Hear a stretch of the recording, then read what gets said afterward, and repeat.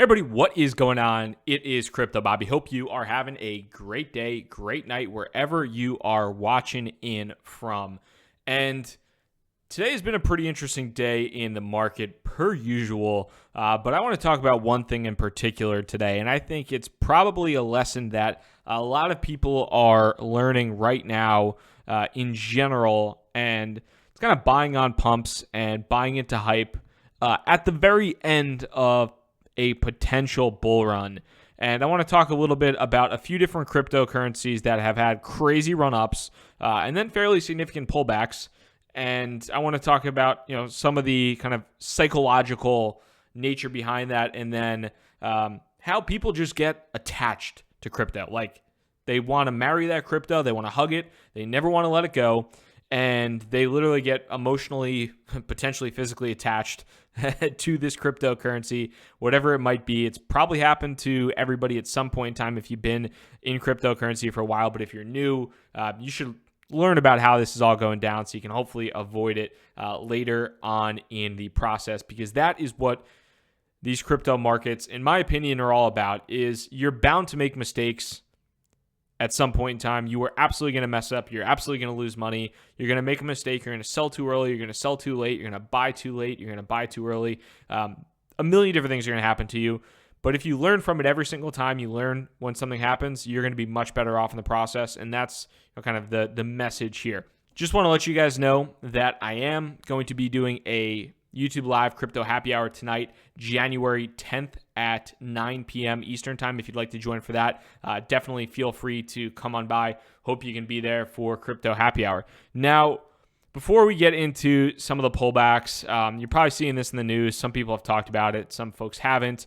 Warren Buffett came out, basically said he was skeptical of digital currencies, skeptical of crypto, said that the Bitcoin and all these crypto phases, in quotes, he said, and I watched the video, in terms of cryptocurrencies, generally I can say with almost certainty that they will come to a bad ending.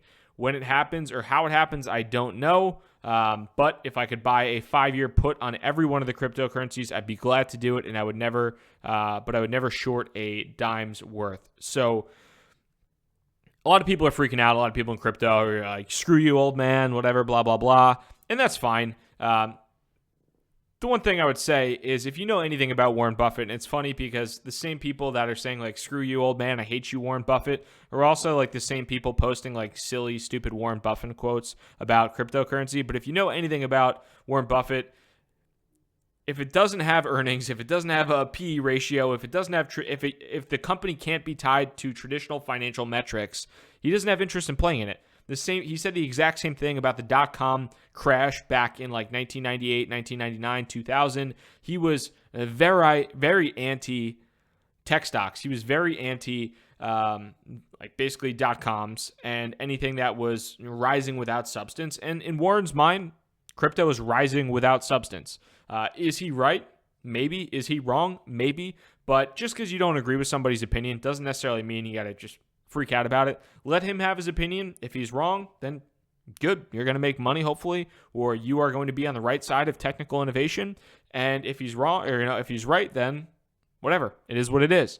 Then the old man was right. But it is something I think you do want to, every criticism, you learn from it, you hear from it, and then you move on. And that's something that a lot of people, like I said, are freaking out about it.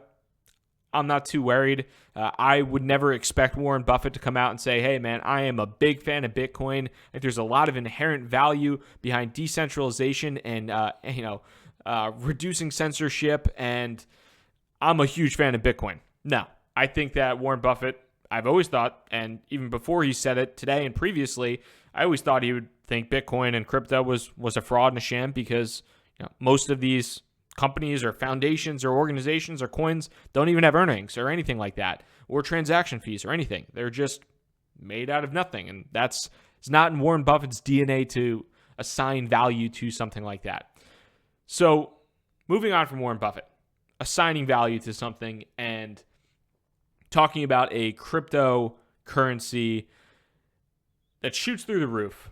And there are a couple that I tweeted about recently, and there are a couple that have done this pretty recently. And I've had this happen to me in the past, and depending upon where you are, this is something that you want to look at, where you came in. I got a lot of pretty interesting, good responses to this. But I said on Twitter the other day, it feels like a lot of noobs just got indoctrinated into crypto when buying the tops of Tron, TRX, Ripple, XRP, and Cardano, ADA. And then I missed one, but Verge, XVG as well. And Tron, Ripple, and Cardano have all taken a pretty significant dip recently. I personally hold Cardano. I reduced my position when it was above $100. I took my initial investment out and profit out, but I still have a pretty healthy portion of Cardano in my portfolio. That's obviously taken a pretty big dip.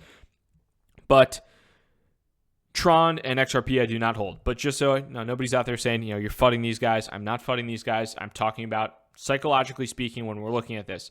We can pull up the charts, and all three charts, at least for Tron, XVG, at least for Tron, Cardano, and Ripple, look somewhat similar.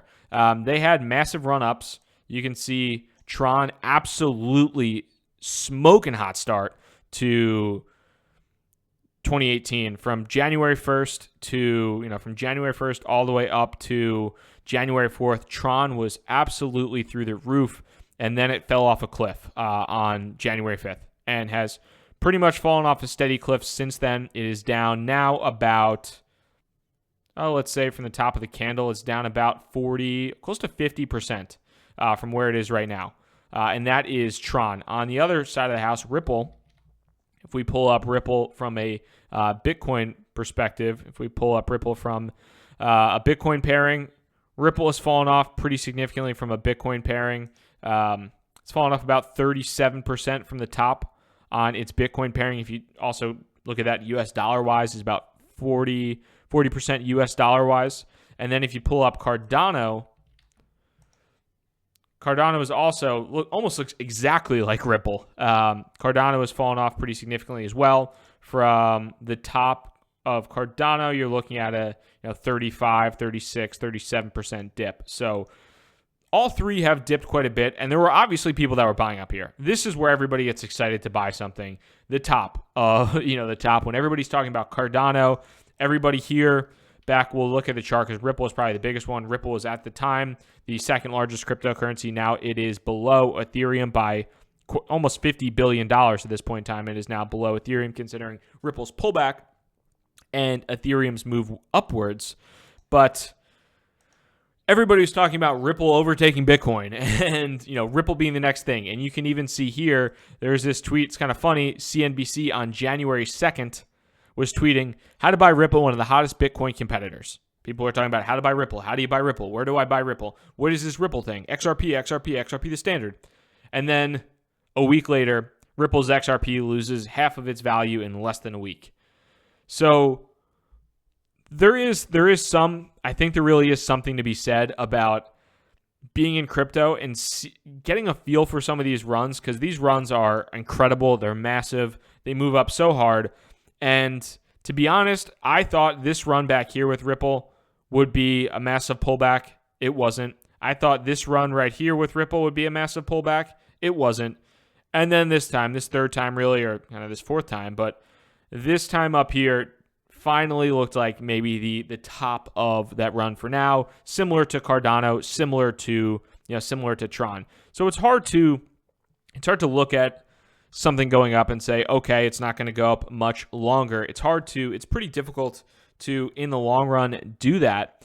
But you're going to get a feel for when something starts to become overbought, when everybody on the planet is shilling it, when everybody's talking about Ripple, when everybody's talking about Tron, when everybody's talking about Verge or Cardano or whatever the crypto out there. And I'm not fudding anything. I'm not saying anything bad. And I'm not saying any of these are bad cryptocurrencies. But they were probably overbought towards the top of this cycle. Will that be the all-time high forever of these? Probably not, but it might be the all-time high for a little bit of time, perhaps. So when you're looking at that, I think that one of the big things that you can do is, if you bought the top, is just recognize what happened. Look back at what you did. Look back at why you did it, what you were feeling when you did, and say, I just bought something that was up. Take a look with Ripple. I just bought something that was up over 1,500%. Was that a smart move? Buying something that was up 1,500% in the course of 23 days?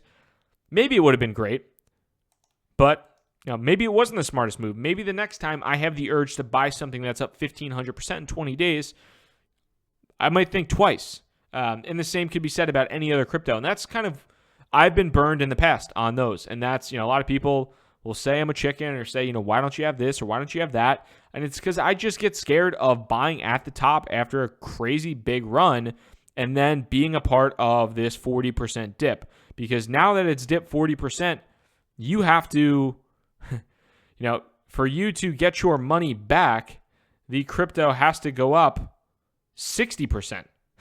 About 60%.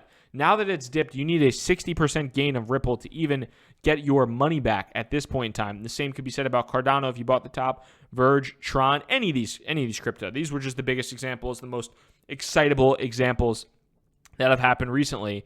And if you look emotionally, this was a chart that was posted, and it's a joke, but it's a chart I thought it was hilarious by Kane.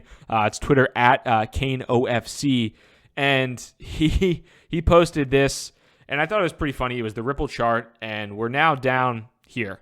So, but the different kind of emotional struggles that somebody goes through when they might buy the top or when they buy in early, but they held too long. The first thing is, okay, I'm having a panic attack. This is dropping like crazy. What am I going to do? I'm freaking out.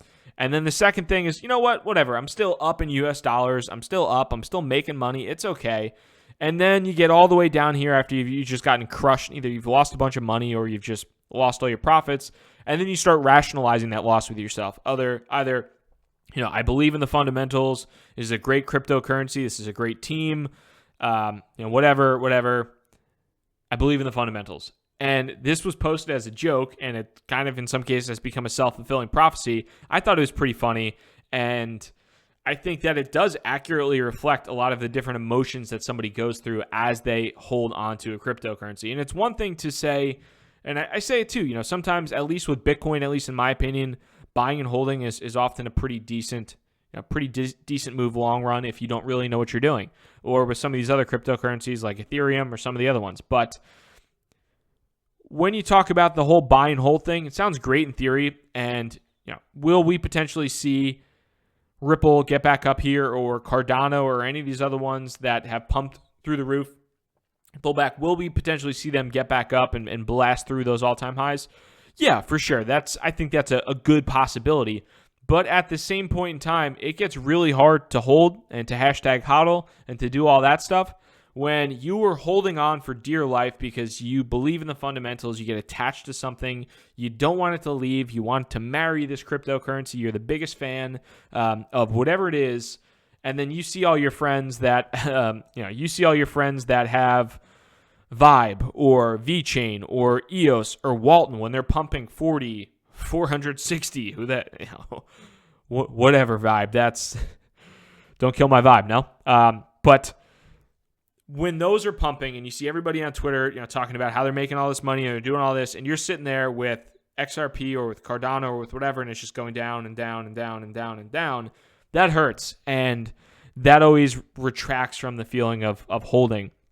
So I think, long term, if you are looking at this is kind of one of my tenets of something just I tend not to do is buying into these. Sometimes I will buy into a crypto that has pumped 50%. I have, and I've definitely done that before. And sometimes it's worked out all right, sometimes it hasn't. VeChain, which is up big today. If we go back here, I bought into VeChain on December 5th. And VeChain was already up about, VeChain, when I bought into VeChain, was already up early on. Let's say it was about up 50% when I bought into it. Maybe even a little bit more. It was up about 50, 60%. But I looked at the overall size of it. I looked at what I thought it might be capable of. And I bought in on December 5th at like 4,000 Satoshi. And I just decided to hold on because I thought there would be a lot left. And that turned out to be a decent move. And I am now, at this point in time, looking at VeChain and saying, okay, this is getting a little bit crazy. This is getting a little bit ridiculous. I've gone from 4,000 Satoshi per VeChain to 41,000. So a nice smooth 10x gain Can't complain about that in the course of a month and 5 days, but I haven't done anything yet about it. I haven't really locked in any profit, so I should probably look at doing that. That'd be the intelligent thing to do, right? I do occasionally buy in at something when it's hit up 50% or 60% if I still think it's early on. But when you start looking at something that's up 1,000%, that's when I freak out. And that's when I'm like, you know what? I'm okay. I'll sit this one out in the sidelines. I was late. I missed it, and I'm going to sit out. Because like I said, if it's whatever it might be, we'll pull up the Tron chart on Binance. If I bought the top of Tron, everybody was talking about Tron. Everybody said it was the greatest thing since sliced bread. If I bought the top and I'm down right now, I'm down about 46% Bitcoin-wise in 5 days. And if I want to make that Bitcoin back, I need to I need to have an 80% gain on Tron. I need to have an 80% gain to make that back and to basically make myself whole. So that's why I'm typically just petrified of buying in on those massive jumps. And also why I think when you're looking at this stuff long term, try to figure out what you did and why you were feeling that way. And if you're fine with it, if you're fine having this dip quite a bit, and if you're fine buying into something and taking that risk, go for it. Do that. That's fine. But if you're hurting right now and you're really, you're thinking to yourself, this was a painful experience. This was a painful lesson. Internalize it, learn from it, and get better from it. And that's the biggest thing too, is I'm not necessarily pointing out any of these cryptos, and I'm not saying any of them are bad or great.